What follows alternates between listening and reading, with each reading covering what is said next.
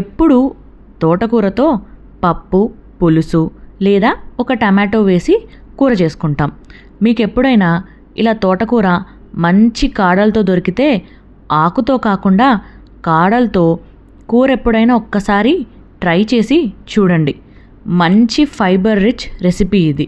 అలాగే బోన్ హెల్త్కి కూడా చాలా చాలా మంచిది.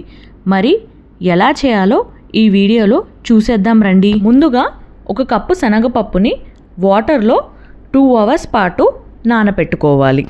ఇప్పుడు తోటకూర కట్ట నుండి కాడలు మాత్రమే ఇలా సపరేట్ చేసుకొని చిన్న చిన్న ముక్కలుగా కట్ చేసుకోవాలి. కట్ చేసుకొని ఒక బౌల్లోకి తీసుకొని పక్కన పెట్టుకోవాలి. ఇప్పుడు ఒక ప్యాన్లో కొంచెం ఆయిల్ యాడ్ చేసుకొని ఆయిల్ని హీట్ అవ్వనివ్వాలి. ఆయిల్ హీట్ అయిన తర్వాత మనం ముందుగా కట్ చేసుకున్న ఉల్లిపాయ ముక్కలు అలాగే పచ్చిమిర్చి ముక్కల్ని కూడా వేసి లైట్గా 1 మినిట్ ఫ్రై చేయాలి. ఇప్పుడు కట్ చేసుకున్న తోటకూర కాడల్ని కూడా యాడ్ చేసుకోవాలి. అలా కలిపి 1 నిమిషం ఫ్రై అవ్వనిచ్చి ముందుగా నానపెట్టుకున్న శనగపప్పుని కూడా యాడ్ చేసేసుకోవాలి. మొత్తం కలిపి ఇప్పుడు 1 స్పూన్ అల్లం వెల్లుల్లి పేస్ట్ కూడా యాడ్ చేసుకోవాలి. పచ్చివాసన పోయేదాకా వేగనిచ్చి ఇప్పుడు మూత పెట్టుకోవాలి. 2 నిమిషాల తర్వాత మూత తీసి కొంచెం పసుపు అలాగే రుచికి సరిపడా ఉప్పు కూడా యాడ్ చేసుకోవాలి.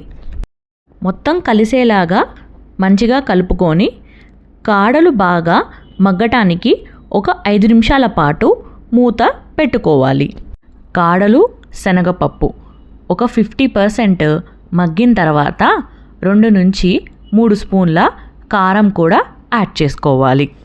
కారం పట్టేలాగా బాగా కలిపి తర్వాత 2 నిమిషాల పాటు మూత పెట్టుకోవాలి.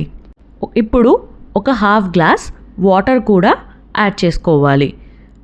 కూర మొత్తం దగ్గర పడేదాకా మూత పెట్టుకొని ఉంచుకోవాలి. కాడలు మంచిగా మగ్గిపోయాయో లేదో ఇలా 1-2 తీసుకొని మెదిపి చూస్తే మనకి అర్థమైపోతుంది. ఇప్పుడు మన కూర ఆల్మోస్ట్ రెడీ అయిపోయినట్టే. ఇలాంటి టైంలో 1 స్పూన్ గరం మసాలా వేసుకొని కలిపి 2 నిమిషాల పాటు మళ్ళీ మూత పెట్టుకోవాలి. కూరంతా దగ్గర పడి మంచి కన్సిస్టెన్సీ వచ్చిన తర్వాత ఇంకా లాస్ట్లో కొత్తిమీర యాడ్ చేసేసుకోవడమే.